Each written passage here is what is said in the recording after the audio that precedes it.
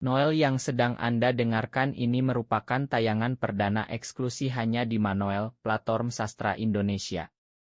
Bab genep. Pertapa Agung, kamu membawa buah plum dengan kualitas terbaik, aku akan memberi harga terbaik untukmu hiji 0 perak per 1 kilo, bagaimana? Jani, seorang pedagang buah yang cukup besar di kota memberi harga dengan cukup mahal, namun Pertapa Agung menggeleng. Jangan begitu, kamu tahu kalau sekarang belum musim berbuah. Buah ini aku dapatkan secara khusus, kamu cari di bagian kota manapun, kamu nggak akan menemukan buah plum ini. Beri aku harga terbaik, setidaknya hiji logam emas per kilonya. Hais, Pertapa Agung itu harga yang sangat mahal. Bagaimana kalau begini saja, aku beri kamu 80 perak per kilonya. Lagi pula kalau kamu jual pun gak akan sempat, buah ini akan segera membusuk, sahut Jani lagi. Hais, aku gak akan jual untukmu, kalau begitu aku pergi saja. Pertapa Agung sudah bersiap akan pergi. Bukan sekedar menggertak kalau tidak mendapatkan harga terbaik dari pedagang Jani.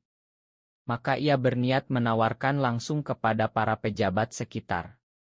Hais, jangan begitu Pertapa Agung, baiklah. Baiklah, aku beli 1 logam emas per kilonya, aku akan menimbangnya terlebih dulu. Jani buru-buru memegang tangan Pertapa Agung untuk menahannya, memang sulit jika bernego dengan Pertapa Agung. Jadi ia pun mengalah, daripada nanti buah plum dengan kualitas terbaik ini menjadi milik orang lain. Lagi pula ia mendengar beberapa pejabat memang mencari buah plum ini, Jani rasa ia bisa menjual lebih mahal dari harga awal. Setelah ditimbang, buah plum menghasilkan 80 logam emas, Pertapa Agung bilang Jani bisa mendapatkan sisa dari lebihan buah plum yang tersisa tidak seberapa itu. Jani tentunya sangat senang dan menundukkan kepalanya berulang kali serta mengucapkan terima kasih. Pertapa Agung, kalau ada buah lagi jangan segan untuk mendatangiku, sahut Jani. Tentu saja, aku akan mendatangimu jika kamu memberi harga terbaik seperti ini, aku akan bawakan lagi buah terbaik lainnya jika ada, jelas Pertapa Agung. Jani mengangguk setuju sebelum akhirnya Pertapa Agung berlalu pergi.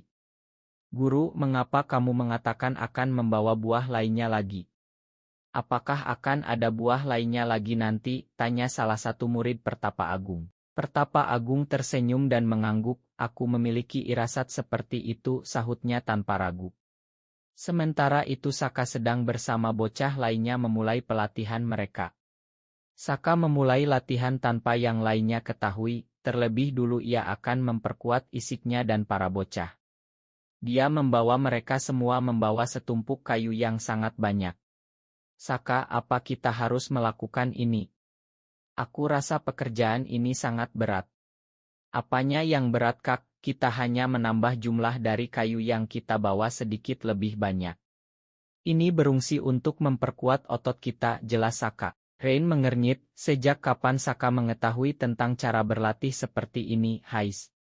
Kehilangan ingatan membuat seseorang berubah, benar-benar seperti kerasukan batinnya. Namun itu hanya di dalam pikirannya saja, aslinya ia tak pernah berpikir kalau Saka memang orang lain. Saka, apa kita bisa makan dulu? Perutku sudah keroncongan, protes Julian. Aku akan menumbuhkan pohon buah lainnya kalau kalian mencari kayu lebih banyak lagi, jelas Saka. Baiklah. Seketika ketiga bocah itu nampak bersemangat mencari kayu bakar tambahan, sementara itu Saka mencari pohon buah lainnya di hutan ini. Saka berjalan-jalan di dalam hutan, mencari pohon buah yang akan ia pilih. Seketika tatapannya terhenti pada pohon sukun. Mata Saka berbinar melihat ada pohon sukun di dalam hutan, tak banyak yang tahu tentang pohon sukun. Nama ilmiah pohon sukun adalah Artocarpus altilis, berasal dari New Guinea, Pasifik. Sepertinya ada yang dengan sengaja menanam pohon sukun ini, karena sukun tidak memiliki biji. Dia ditanam dengan cara stek akar, okulasi, cangkok atau tunas akar. Siapapun dia, Saka berterima kasih. Karena sukun adalah buah yang sangat berguna, ia bisa digoreng, dikukus, direbus dan diolah menjadi tepung. Sering. Tidak perlu waktu lama untuk Saka membuat pohon sukun berbuah. Beberapa buah terlihat besar. Saka kemudian mengambil 4 buah sukun berukuran sedang. Saka juga mengambil beberapa kayu untuk mengolah sukun bakar. Saat ini ia hanya punya pilihan seperti itu karena alat untuk memasak sangat terbatas. Namun sukun bakar sangatlah nikmat, terlebih Saka sudah membawa garam sebagai cocolan bola nasi. Jadi ia akan memberi sedikit garam pada sukun bakarnya nanti. Apa benda bulat gosong ini? Tanya Yudha begitu sukun bakar telah jadi. Saka membelah sukun bakar yang sudah matang, tercium aroma yang sangat lezat. Setelah memberi garam di atas sukun bakar, Saka memberikan masing-masing dari mereka hiji potong besar. Cobalah, sangat nikmat, jelas Saka. Enak, lembut, empuk dan gurih. Makanan apa ini? Meski bentuk gosongnya membuat terlihat aneh, tapi ini sangat nikmat, jelas Julian. Ia makan dengan lahap. Melihat Julian makan dengan lahap, jelas Rain maupun Yudha juga jadi penasaran. Hap, enak, seru keduanya dan dengan cepat melahap sukun yang ada di depan mata. Namanya buah sukun, bisa juga disebut buah roti. Karena ia seperti roti, jelas Saka. Tapi ketiga bocah yang berada di depannya malah celingukan. Roti? Seperti apa itu roti? Ah, Saka lupa kalau para budak tidak pernah makan dan melihat roti. Aku melihat tuan besar saat memakan roti dan mengambilnya sedikit untuk kucoba, jelas Saka. Meski para bocah tidak mengerti, mereka masih menganggukkan kepala percaya pada ucapan Saka. Saka, apa buah ini bisa dijual? Tanya Rain, karena setauku belum pernah ada orang yang menjual buah seperti ini.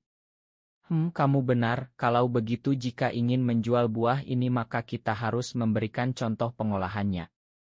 Untuk sementara kita cari buah yang bisa dijual dengan gampang terlebih dulu, sementara buah sukun ini bisa kita gunakan untuk makan kita saat di hutan. Bagaimana? Rain, Julian dan Yudha tentunya mengangguk setuju, makan sukun dengan nikmat setiap hari jelas mereka mau. Apalagi tidak ada yang tahu kalau buah ini bisa dimakan, maka mereka bisa makan dengan lahap tanpa berharap kekurangan makanan di rumah tuan besar. Saka, aku melihat pohon buah mangga di sebelah sana, sepertinya jenis mangga madu. Bagaimana menurutmu? Tanya Rain. Mangga madu. Kakak menemukan harta karun, apalagi sekarang mangga madu sangat mahal, mari kita buat ia berbuah dengan kualitas terbaik, sahut Saka. Ketiga bocah di depannya langsung bersemangat, keranjang kayu bakar mereka letakkan di dekat pohon biasa mereka berkumpul. Saka merasa hutan memberikan banyak keuntungan untuk mereka. Ini pohonnya, tunjuk Rain ketika mereka telah sampai di depan pohon mangga madu. Saka kemudian memeluk pohon tersebut dan sering. Plap, plap, plap. Buah mangga dengan ukuran besar, dalam keadaan setengah matang muncul di setiap ujung dahan dan bergerombol hingga batang pohon menjuntai ke bawah karena bobot buah mangga madu yang berat.